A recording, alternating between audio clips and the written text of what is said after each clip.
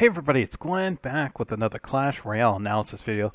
Let's take a look at the grand finals of the Orange Crown League between Qlash and Intech Tenerife Titans. The winner of this game that we're going to break down here takes the first set one step closer to the title. And the reason I picked this game, not only because we want to see who takes the early lead, but we have a Mortar lineup, and very rarely have we seen Mortar in the pros being used, especially on this level, with everything on the line right here. So, we have Predator versus Regue.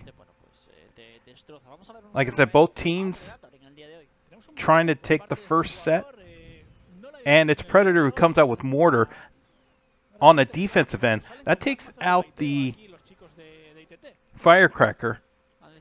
And now it's just a small push. And what I've noticed about this lineup, it is very fragile.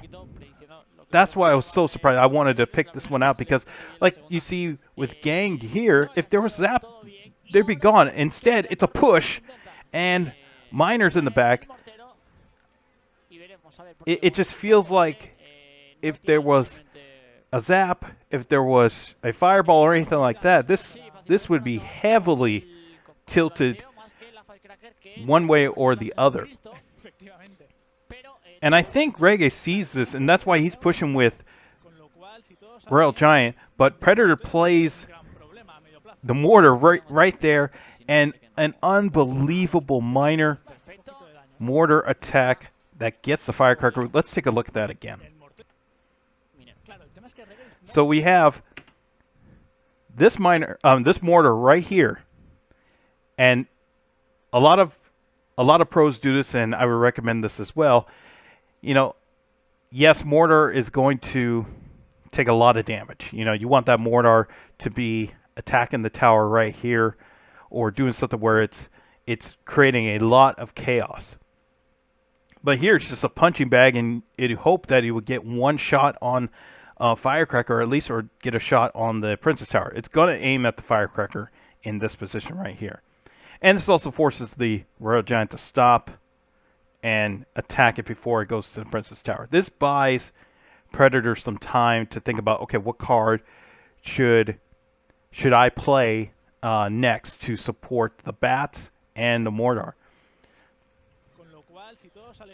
So there go the Bats because of the Firecracker, and this is the great play right here. Instead of attacking the Princess Tower and just saying, okay, we're just going to trade damage, and you know, I'll just keep chipping away and trading damage, he decides to go after the Firecracker and then say, okay, whatever Miner can get after that, that is totally fine. But for now, we're going to give her this Firecracker because it is very annoying. It is almost the equivalent, I wouldn't say the equivalent of Zap, but it's very close to it, because if Firecracker can stay on the board right here, it's going to be able to take care of the Spear Goblins, Goblin Gang, Bats, and just kind of throw this lineup into a loop. So Miner and Mortar do their job. They take care of Firecracker. And Miner gets some shots on the tower. That was really surprising. I thought Regue would stop that attack. But it's kind of a reset at this point. He must sense that he is up in the elixir, so he brings in Cage. And now it's up to Predator to say, okay, do we want to go now or do we want to wait? He decides to chip away at the Cage. Does get a shot on the tower. Bats. And it's really all about, okay, what's going to happen when the Goblin Brawler comes out. And, of course, you got to bring in another Royale Giant. And this is what I was talking about with, you know, if Zap was in this game, I mean, this whole thing changes. But because there's no Zap, we have Firecracker instead, which is, you know, just as dangerous, because this is a great positioning of this Firecracker by Regue. It's in between the Princess Tower and the bridge. So this Mortar is going to attack the Firecracker, but it's in a spot where she can do some shots on all of the goblins, Spear Goblins, regular Goblins, and the Rascal Girls. So it's a really good spot here. And because Mortar doesn't one-shot a Firecracker, she's going to be able to do something at least before she gets taken out. So this Mortar again stops Royale Giant in his tracks, brings in the log, and you can only sense that that last card has to be a heavy card like a Fireball. Oh, well, if it was Fireball, it would have already been played, but it is Rocket. Again, another Royale Giant, another Mortar. You just have to stop that Royale Giant from even getting close to the tower. I think Predator sensed that in the beginning when he played this Mortar close to the center right here. He's got to stop on the bridge. That's his best chance of getting the win. So we saw him adjust to that, and that was really good. Goblin Brawler comes out, so you gotta expect Royale Giant to be coming in at any moment. And instead, Regue plays him in the back. This is what I thought was very unique, because he had an opportunity to play Royale Giant again at the bridge when he had Goblin Brawler right beside, and he tried that earlier in this game, but decides to mix it up. And I'm not sure if that was the ideal play. Perhaps continuing to put massive pressure at the bridge, I think would have helped Regue in this spot right here. And revisionist history probably would try that instead. Just keep pushing at the bridge. And yeah, it's probably going to get stopped by Mortar. But if you have Firecracker that can just wipe out all of those goblins, at some point it may just get overwhelming for Predator. So we see Regue try to go with a Royale Giant in the back,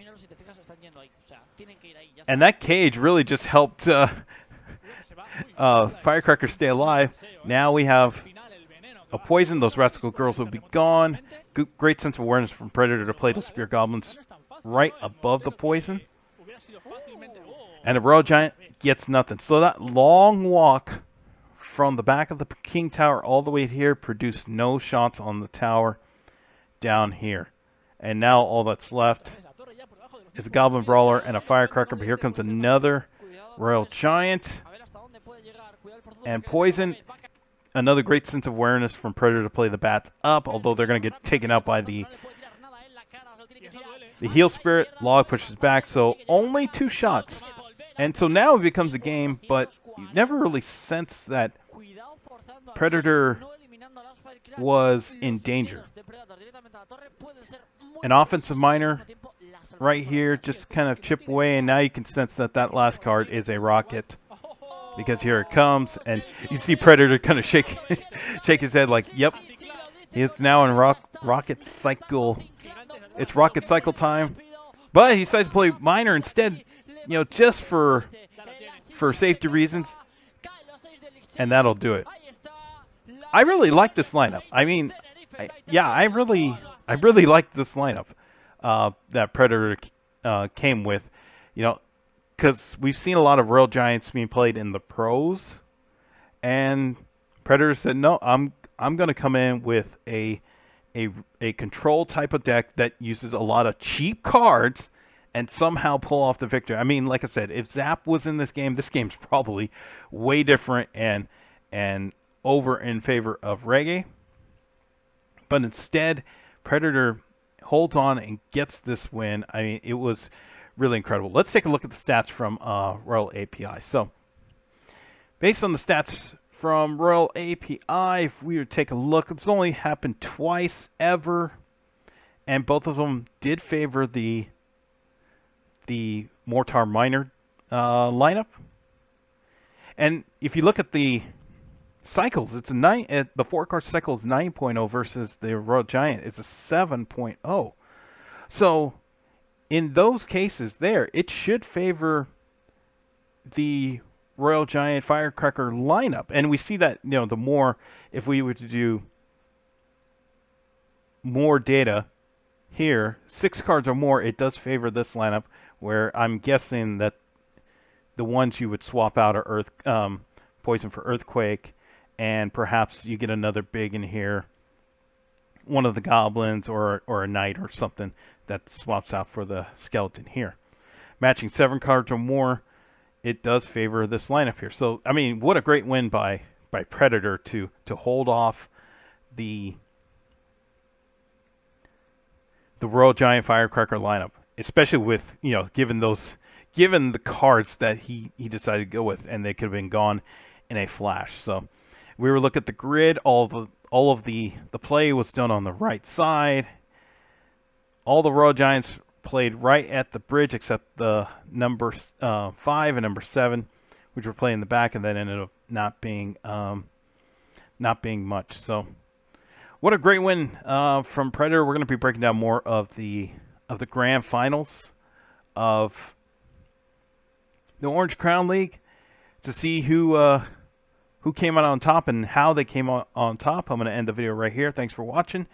Be sure to hit the like button wherever you're watching this. Be sure to hit the subscribe, and I'll see you in the next video.